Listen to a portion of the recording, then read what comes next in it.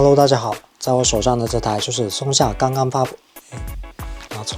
这就是松下刚刚发布的 S1R2。不知道 R 系列的 R 对大家来说代表什么？可能很多人第一反应就是静态的旗舰机，但其实 R 就是代表高像素。松下用这个4430万的高像素底，给出了一台拍照性能很强，而且视频性能也不错的全能水桶机。拿到机器的时间很短，那么这期视频我会重点去讲一下这台机器的基础性能，还有跟我手上的 S52S 去做一个对比，看看有多少的提升。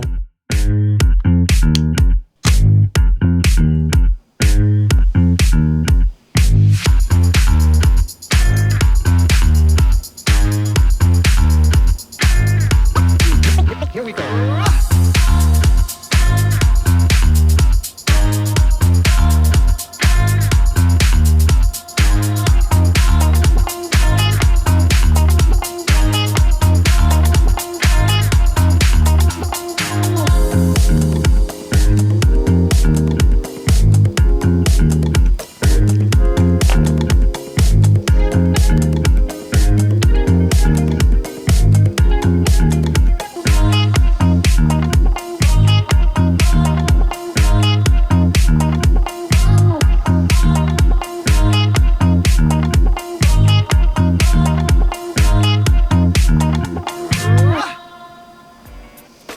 S1R2 原生 ISO 最低可以达到80，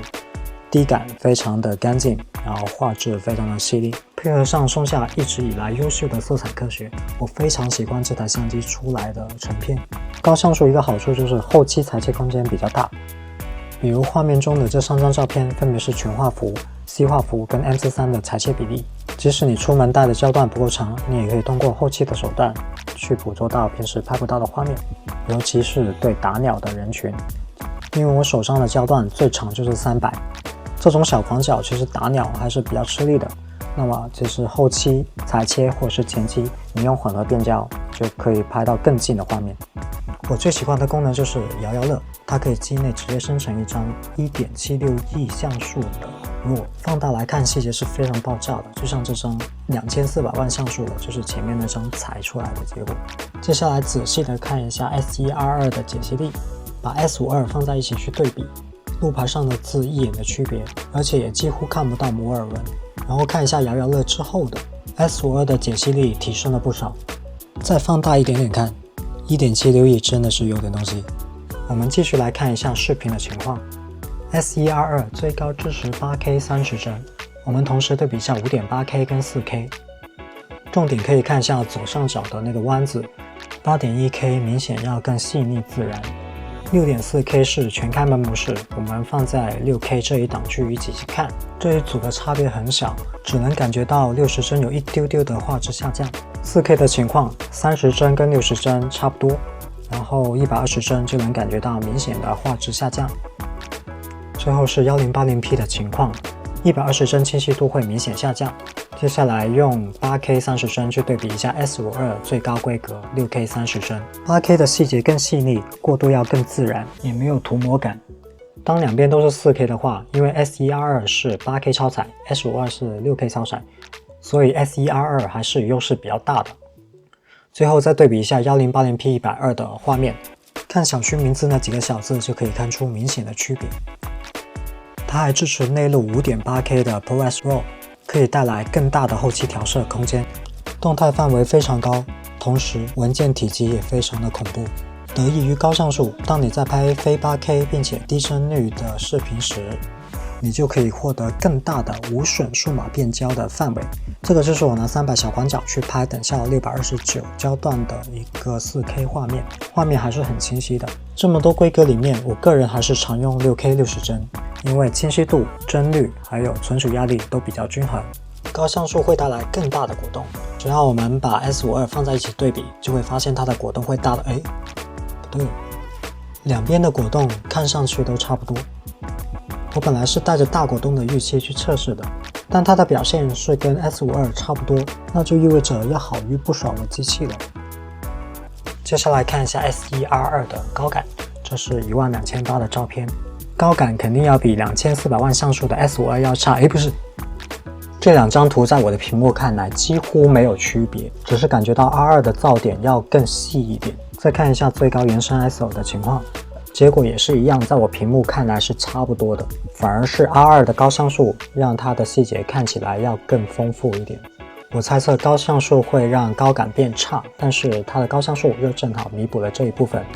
视频方面 ，Vlog 的原生 ISO 分别是200跟1000。菜单里面有个设置叫做动态范围扩展，打开之后就变成400跟2000。我们对比一下两个第二档原生 ISO 的高感，2000还是要比1000噪点要更多，但是打开了这个开关，动态范围才能达到14档。接下来再跟 S52 去对比一下 ，S1R2 打开了动态范围扩展。和照片的情况一样，两者的观感差不多。同样是因为高像素 ，S1R2 能看到更多的细节，而且很好的一点是几乎看不到彩噪，都是以黑白噪点为主。我对比了两台机器的视频防抖，从电子防抖关到电子防抖标准到电子防抖高，无论是行走还是奔跑，两者的表现都差不多，都是表现得非常的优秀。对于日常记录生活也根本不需要用到稳定器。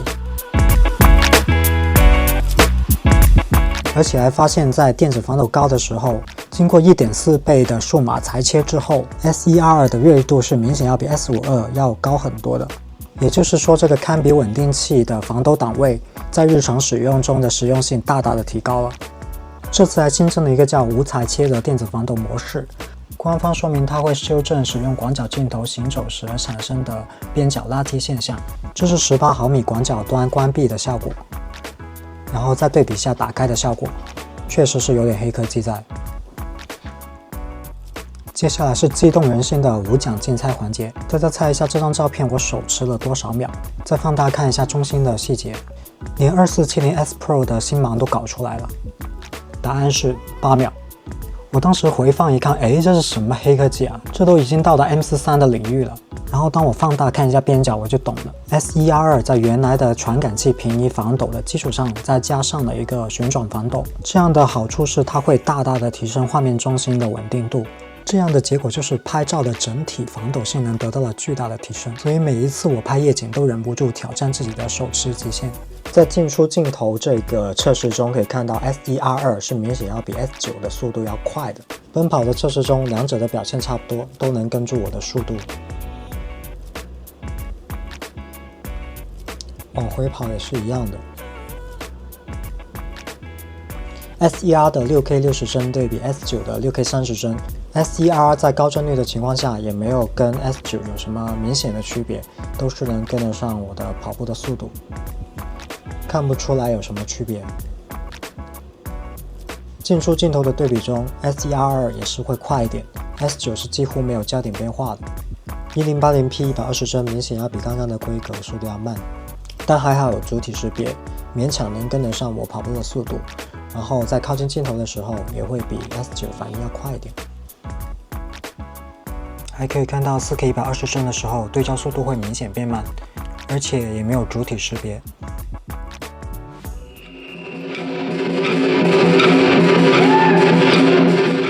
有一天晚上我测试夜景，然后正好遇到一群年轻人在排练莺歌舞。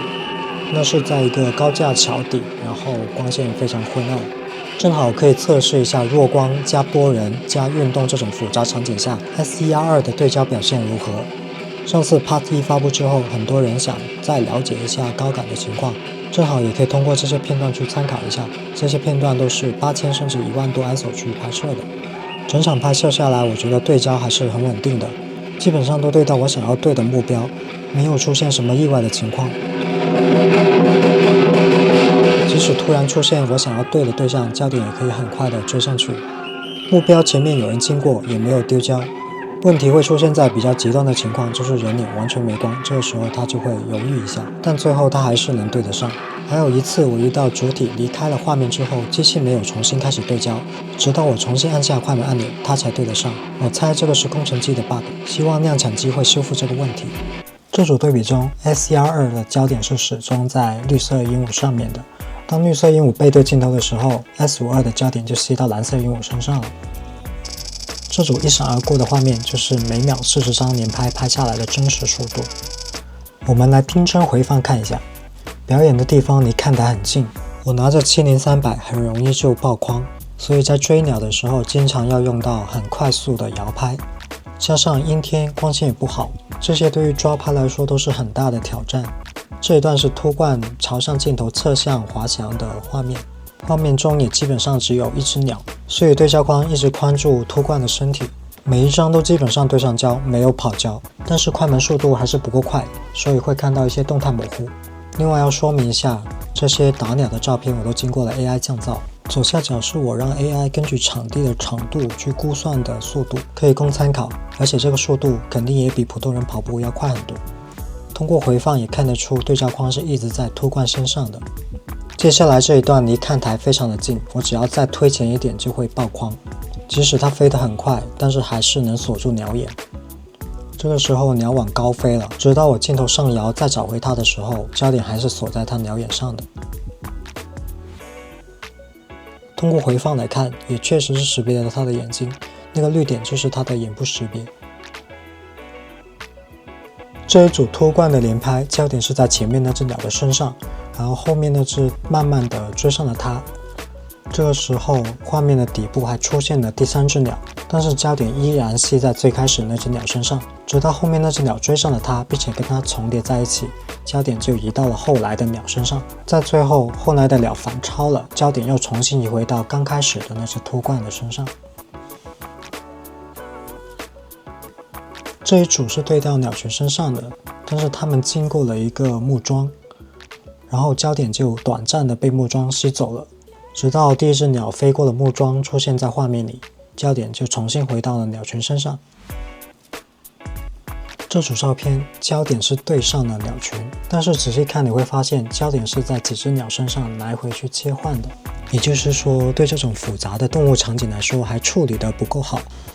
从另外一组回放来看，这种物体堆叠在一起并且不停在运动，机器就很难判断该对谁，就会处于一个纠结的状态。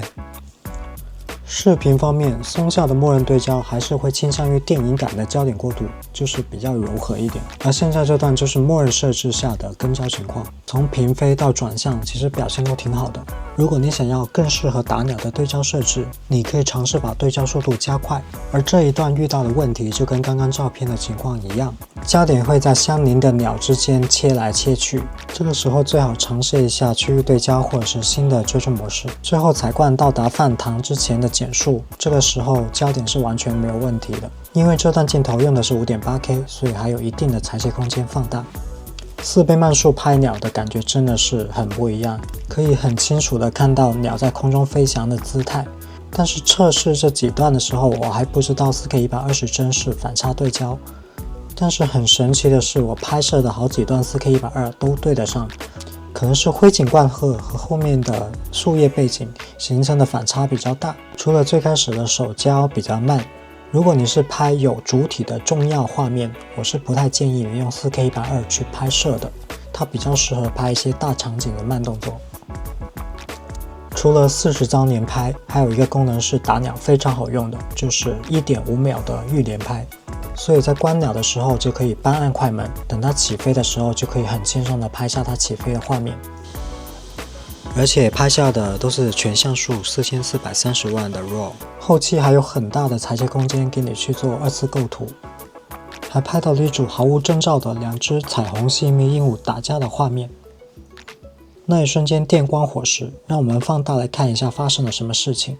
预连拍让我拍到了起飞的画面，40张每秒的连拍速度可以捕捉到更多的姿态，4400万可以让我后期放大。我只要摁紧快门，后期就只管选片就好了。连拍一时爽，选片火葬场啊各位！但是连拍的时候，你真的需要对缓存做好管理。最大的缓存是70多张，预连拍 0.5 秒就剩下50张，把缓存都拍完之后还是可以续拍，回几张就拍几张。当你在这个时候突然想拍个视频，你就要等缓存全部清完，它的写卡速度就会比较慢了。我算了一下，40张大概要写11秒。体验下来，我认为拍飞版不是 S122 的舒适区，无论是对焦还是果冻还是缓存，都表明了 S122 不是一台速度机，而是一台画质机。它的优势在于背照式的4430万像素，可以拍 8K、6K， 用来拍偏静态的动物。后期有足够的裁切空间，可以放大，可以数毛。40张每秒的高速连拍加上预拍摄，可以作为你捕捉姿态的补充。最后不得不提的就是松下优秀的色彩科学。